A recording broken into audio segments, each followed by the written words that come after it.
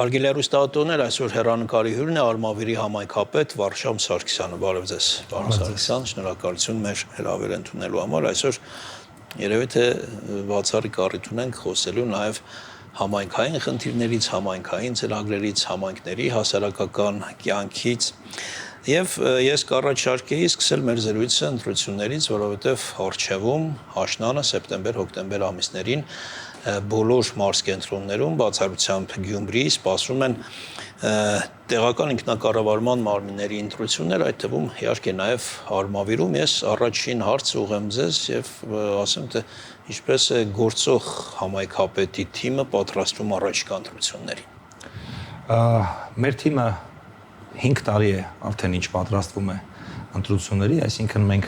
քարոզարշավին կամ վերջի մի քանի ամսվա ընթացքում չէ որ պատրաստվում ենք ընտրություններին, այսինքն մենք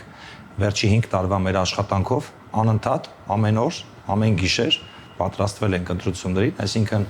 մենք պատասխանատվությամբ մեր ստանձնած պարտավորությունները կատարել ենք եւ նաեւ դա ընտրություններին պատրաստվելու ամենալավ ձևն է։ Այսինքն այն հայտնի խոսքը կա, չէ, որ ասում են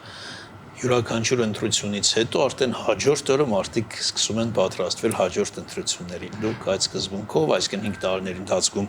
աշխատել եք եւ պետք է որ այդ աշխատանքը արդյունք ունենա, իսկ թե ինչպեսին կլինի գնահատական արդեն པարզ կլինի ընտրություններից։ Ես եթե այսպես հարցը ձևակերպեմ, թե ինչու պիտի Արմավիրցին նորից ձեզ ընտրի ըստ ձեզ։ Շատ են պատճառները, թե ինչու պետք է Արմավիրցին ընտրի մեզ, Արմավիրցին նախ պետք է ընտրի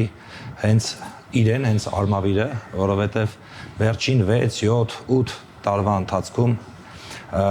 Արմավիրը շատ պրոգրեսիվ զարգանում է եւ դա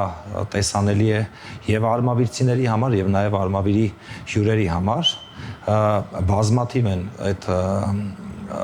բազմաթիվ են բաները, որոնք որ կարելի է նշել, թե ինչի պետք է Արմավիրցին ընտրի մեզ, բայց ամենակարևորը, որ ես ուզում եմ ասել, որ մեր քաղաքական թիմի իմ եւ Արմավիր քաղաքի, Արմավիր համայնքի բնակիչների մեջ էներգետիկ հոյակապ կապ է ստեղծվել եւ դա իրականում ֆանտաստիկ է։ Գուցե 1-2 այդպես շատ կարևոր իրականացված ծրագրեր, աշխատանքներ նշենք։ Բազմաթիվ են ծրագրերը, մենք սկզբում կենտրոնացանք ենթակառուցվածքների արդիականացման, զարգացման, կառուցման վրա։ Պետք է նշեմ, որ 6-7 տարի առաջ Արմավիր համայնքում կար ամբողջ տարին աշխատող ընդամենը մեկ նախադպրոցական կրթական հիմնարկ մանկապարտեզ եւ պետք է ասեմ, որ այս 6-7 տարվա ընթացքում մենք լայն թափով մանկապարտեզների կառուցման, վերակառուցման, հիմնանորոգման աշխատանքներ իրականացրեցինք եւ պետք է արձանագրեմ, որ հիմա չկա այնպիսի թաղամաս, չկա այնպիսի գյուղական բնակավայր, որտեղ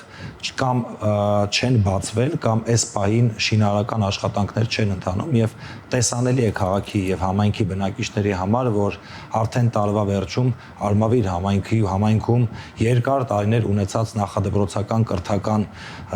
կրթությանը վերաբերվող այդ խնդիրները արդեն լուծված կլինեն։ Հաջորդը ճանապարհային ենթակառուցվածքներն են։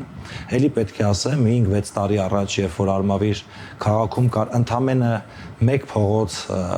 որը որ հիմնանորոգված էր եւ նորմալ անցանելի էր, հիմա պետք է ուրախությամբ նշեմ, որ Արմավիրում գրեթե չկան անանցանելի փողոցներ եւ պետք է նաեւ նշեմ, որ նաեւ գյուղական բնակավայրերում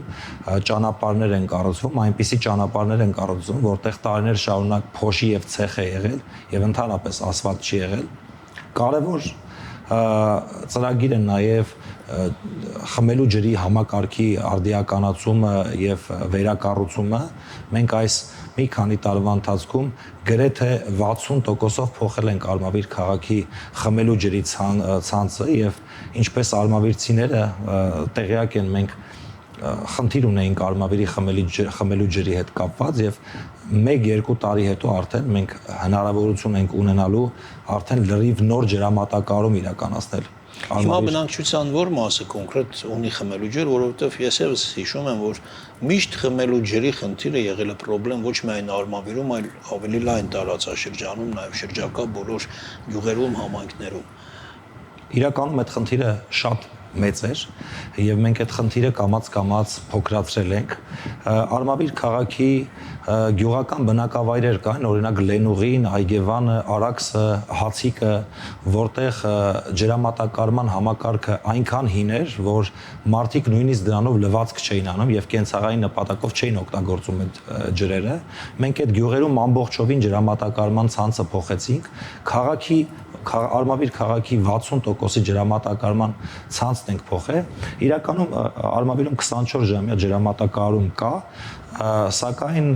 մարդիկ հիմնականում այդ ջուրը խմելու նպատակով չեն օգտագործում եւ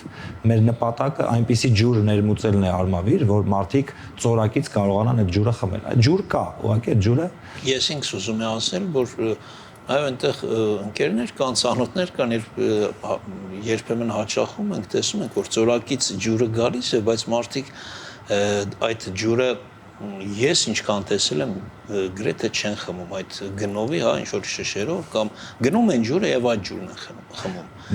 Սա հոգեբանական խնդիր է ավելի շատ, թե իրականում որոշակի այդպես սանիտարական խնդիր էլ կա, քան որ համակարգը հին եղել, մաշված եղել, հիմա վերականգնվել է, բայց մի տեսակ վստահություն չկա։ Կամ գուցե ջրի որակը այն խմելի է, բայց այնքան էլ որակյալ չէ։ Դե արմավիրցիները գիտեն, թե ինչպիսի խողովակներով է մատակարարվել ջուրը բնակիչներին եւ հիմա մենք այդ աշխատանքներն ենք իրականացում, այսինքն ամբողջովին ամբողջ քաղաքի եւ գյուղական բնակավայրերի խողովակները փոխվում են, բայց այդտեղ մի այլ խնդիր կա, ջուրը քիմքի համար հաճելի ջուր չի, ինչքան էլ որ բոլոր լաբորատոր փորձաքննությունները ցույց են տալիս, որ այդ ջուրը խմելու համար պիտանի է, քիմքի համար ինքը հաճելի ջուր չի եւ նպատակը նաեւ այո հոգեբանական է եւ պետք է այնպես արել, որ նոր ջուր բերել Արմավիր։ Վնասակար չէ, բայց այսպես ասենք համոհեղ չէ։ Այո։ Եվ այսինքն կան ծրագրեր, որոնք թույլ են տալիս խոսելու, ենթադրելու, որ առաջիկայում 1-2 տարիների ընթացքում այդպես նշեցիք ամբողջովին ջրի խնդիրը կլուծվի։ Վստահաբար այդ խնդրը լուծել մի տարվա, 2 տարվա ընթացքում հնարավոր չէ, այսինքն նախ պետք է ցանցը ամբողջովին փոխել, վերազինել, որովհետև արմավիրցիները գոնե տեղյակ են, թե ինչ խայտարակ ցանց ունենք մենք նախկինում եւ դրանից հետո արդեն նոր ջուր լցնել այդ ցանցը եւ նոր ջրով մատակարարել քաղաքացիներին։ Արզ է։ Տեսեք, Արմավիրը համարվում է գյուղատնտեսական մարզն ու մասամբ նաև Արմավիր համայնքը մենք կարող ենք գյուղատնտեսական, հա, քաղաք համարել, բնակավայր, որտեղ մարդկանց գոնե մի զգալի մասը զբաղված է գյուղատնտեսությամբ, այսօր հողագործները, ֆերմերները, տնտեսվարողները լուրջ խնդրի առջև են կանգնել, կապված քաղաքական խնդրի, հա, Ռուսաստանը արգելափակել է շատ ու շատ ապրանքատեսակների ներմուծումը եւ Հայաստանը հայտնվել է խնդրի առաջ։ Այ ձեր տարածաշրջանի, ձեր բնակավայրի մարդիկ բնակիչները ինչպես են առնչվել այդ խնդրի հետ, ինչպես են դա սեփական մաշկի վրա զգացել եւ ինչպես են գտել լուծումներ կամ գուցե չեն գտել։ Ես հասկանում եմ, որ սա նաեւ հոգեբանական տրամադրություն կարող է փոխել մարդկանց տարբեր շերտերում։ Բավականին բարդ խնդիր է, երբ որ մարդու առօրյան հացը, վաստակը կապված է միայն այդ գյուղմթերքի հետ, մարդը առավոտից երեկո աշխատում է հողի հետ, բերքը ստանում է, բայց հանկարծ խնդիր կա այդ բերքի իրացման։ Ձեր տարածաշրջանում այդ խնդիրը հիմա ինչպես է դրված, ինչպես է լուծվում։ Իմ գնահատմամբ խոսակցությունը ավելի շատ է, քան բուն խնդիրը։ Պետք է արձանագրենք, որ այսօր Հայաստանի կառավարությունը շատ լավ միջամտություններ է անում այդ թեմայով եւ փաստացի գյուղացին այս պահին բերքի իրացման խնդիր դեռ անձամբ չի ունեցել։ Այսինքն պետական տարբեր բերքահավաքն էլ այդպես չի սկսվել, չէ՞։ Ես ճիշտ գիտեմ, չէ՞, ավելի այսպես սեպտեմբեր, հոկտեմբեր հիմնական, երբ որ ասում ենք բերքահավաք, նկատի ունենք աշնանային ամիսները։ Դե օրինակ Ծիրանի բերքահավաքը արդեն հաջողությամբ ավարտվել է եւ մրգերի մեծ մասի, հա։ Եվ պետք է արձանագրենք, որ ոչ մի ծիրան մշակող գյուղացի իր ծիրանի իրացման խնդիր չի ունեցել։ Այս պահին նաև լոլիկի բերքահավաք է իրականացվում համայնքում եւ նաև սա պետք է արձանագրենք, որ նաև լոլիկի իրացման խնդիր չկա, այսինքն գյուղացին կարողանում է իր մշակած լոլիկ լոլիկը իրացնել։ Ես վստահ եմ նաև մյուս մշակաբույսերի հետ կապված այս խնդիրը արագ կլուծվի, եթե իհարկե խնդիր առաջանա, որովհետև կառավարությունը շատ արագ է արձագանքում այս խնդիրներին։ Օրինակ ինչպես են սպառում, մի փոքր հենց մանրամասնեք, տեսեք, Հայաստանի շուկան բարձր սահմանափակ է, փոքր է, հիմնականում այդ գյուղատնտեսական արտադրանքը դուրս էր գնում եւ դուրս ասելով հիմնականում նկատի ունենք Ռուսաստանը։ Կոնկրետ ինչ ճանապարհներով են ապրանքը դուրս տանում եւ որ ուղղություններով։ Օրինակ լոլիկից խոսենք, այս պահին կառավարությունը սուբսիդավորման ծրագիր է իրականացնում եւ լոլիկ մթերող այն գործարանները, այն կազմակերպությունները, ովքեր լոլիկ են մթերում, իրենք սուբսիդավորվում են կառավարության կողմից եւ փաստացի գյուղացին չի զգում այդ խնդիրը, այսինքն եթե ապրանքի ինքնարժեքը օրինակ 40-50 կամ 100 դրամ է, գյուղացին այդ գնով մթերում է այդ կազմակերպություններին եւ կազմակերպությունը արդեն պետության կողմից համապատասխան սուբսիդավորում է ստանում։ Հասկանալ է, մի խնդրից ուզում եմ խոսենք, կարծում եմ այդ խնդիրը բոլոր բնակավայրերում կա, թափառող շների խնդիրը, Արմավիրում կարծում եմ եւս կա եւ ինչպես եք լուծում այն կամ պատրաստվում եք լուծել կամ առասարակ ձեր պարագայում ձեզ մոտ ինչ սրության խնդիր է դա։ Այո, սա համապետական խնդիր է, այսինքն բոլոր համայնքներում թափառող կենդանիներ կան եւ մենք նույնպես նման խնդիր ունենք, բայց վերջին մի քանի տարվա ընթացքում բավականին ակտիվ շների ստեղծման, բուժման աշխատանքներ ենք իրականացրել եւ պետք է արձանագրենք, որ համեմատած մի քանի տարի առաջվա այդ խնդրին, այս պահին խնդիրը մի քիչ ավելի թուլացել է, ավելի քիչ են թափառող շները համայնքում, չնայած դեռ կան եւ մենք ամեն տարի ստեղծման, բուժման ինչ-որ ծառայություններ ենք ձեռք բերում կենդանիների, մինչև գլոբալ, այսինքն հանրապետության մակարդակով այս հարցը կկարողանանք լուծել, որտեղ մի համայնքով հնարավոր չէ այս հարցը լուծել, այսինքն եթե մենք որոշենք, որ ինչ-որ կացարաններ պետք է սարքենք Արմավիր համայնքի շների համար, չի բացառում, որ այլ համայնքներից, որտեղ որ կացարաններ չկան եւ շներ կան, ովքեր կեր են փնտրում, գան Արմավիր եւ այսինքն այս հարցը Արմավիրի մակարդակով հնարավոր չի լինի լուծել, բայց ես ինֆորմացված եմ, որ կառավարությունը այս առիթով եւս էլի ծրագիր է մշակում եւ կարծում եմ կարճ ժամանակ հետո ամբողջ հանրապետության մակարդակով կոնկրետ մոտեցում կլինի թափառող շների վերաբերյալ։ Պարոն Սարգսյան, Արմավիրի ավականին քանի անդամ ունի։ Արմավիրի ավականին 27 անդամ ունի։ 27։ Ինձ կնշեք համամասնությունները քաղաքական ուժերի կամ խմբակցություններ են չէ կոչվում դարձյալ։ Այո, Արմավիր պետք է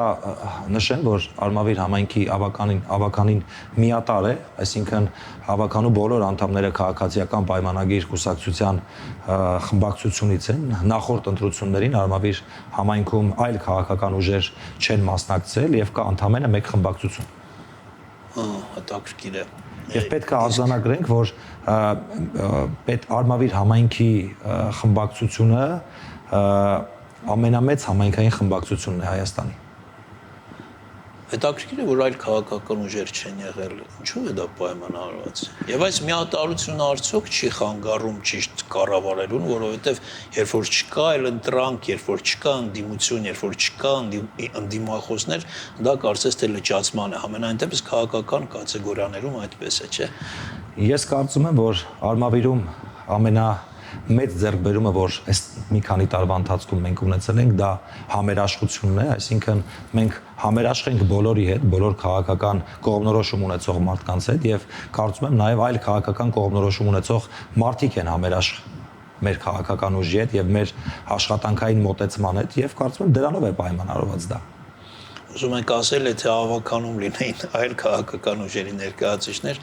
գոնե, այսպես ասեմ, պատկերավոր մենք այն ավականունիստերից մոտավոր պատկերի չէինք ունենա նրա, ինչ ունենք, ասենք, ազգային ժողովում։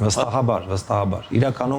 Իրականում պետք է նաև առիթ օգտագործեմ եւ շնորհակալություն ասեմ Արմավիր համայնքի մեր բնակիչներին, որովհետեւ ինչպես սկզբից նշեցի, այն էներգետիկան, որը որ բնակիչները տալիս են համայնքային կառավարման գործը ստանձնած պաշտոնյաներին, դա իրականում ֆանտաստիկ է եւ նաեւ դա է մեծապես օգնում մեզ այսքան արագ եւ այսքան լավ զարգացնել մեր համայնքը։ Առաջիկա ընտրություններում եւս այլ առաջադրումներ չեն լինելու։ Ես զուսպ կմնամ այս պահին տեսակետ ասել, որովհետև դեռ բարձ չէ, բայց կարծում եմ կարող է նաև առաջադրվել եւ նորմալ մրցակցություն կլինի։ Շնորհակալություն հետաքրքիր զրույցի համար, նաև ձեզ հաջողություններ եմ ցանկանում եւ ձեր համայնքային եւ քաղաքական թիմին առաջիկա ընտրություններում։ Շնորհակալություն, այսքան հարգելի հեռուստատողներ, մենք զրուցում էինք Արմավիր համայնքի համայնքապետ Վարշամ Սարգսյանի հետ։